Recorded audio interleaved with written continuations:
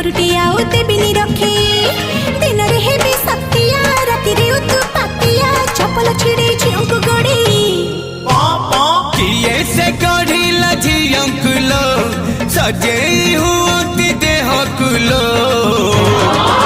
से तो पादरे घसंती बासन देलो पादरे घसंती बासन देलो।